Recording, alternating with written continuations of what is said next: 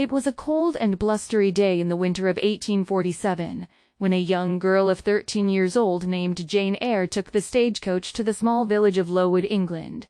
She had been sent away from the home of her aunt, Mrs. Reed, to begin her education at a boarding school called Lowood Institute.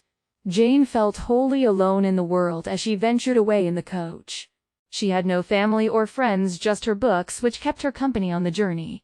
Upon arriving at Lowood, Jane befriended another outcast of the same age, Helen Burns. From the very moment they met, Jane and Helen developed an endearing bond, which proved to be a lasting friendship that would remain with Jane for the rest of her life. At Lowood Institute, Jane was exposed to a harsh, cold world that tested her patience, strength of spirit, and endurance. In addition to the physical demands of the workload, she also endured mental and emotional abuse from her teacher, Mrs. Scatcherd. Jane had no choice but to take on the mistreatment, and this caused her to become ostracized and to develop feelings of worthlessness. Eventually, with the help of Helen's calming demeanor, Jane was able to put aside the feeling of isolation, and instead began believing in her self-worth once more. Time passed, and Jane eventually graduated from Lowood as a from-school teacher.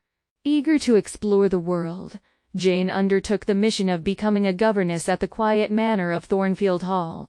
However, her arrival at the hall welcomed an unexpected surprise in the form of a gentleman named Mr. Rochester.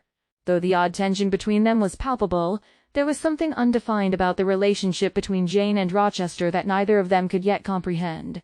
As time passed, their relationship slowly began to transition from intrigue to genuine love. Against all social norms, Mr. Rochester proposed marriage to Jane. Although she yearned to say yes, Jane first needed answers to her unanswered questions.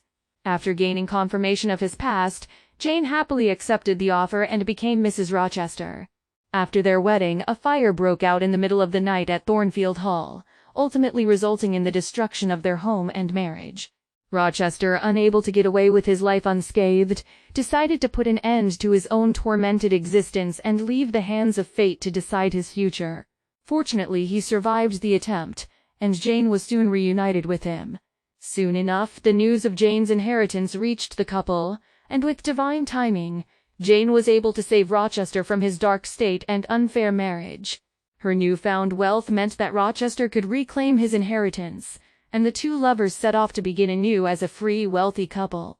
With their marriage officially blessed, Jane and Rochester joined together in their new home and lived in peace and harmony for the rest of their days.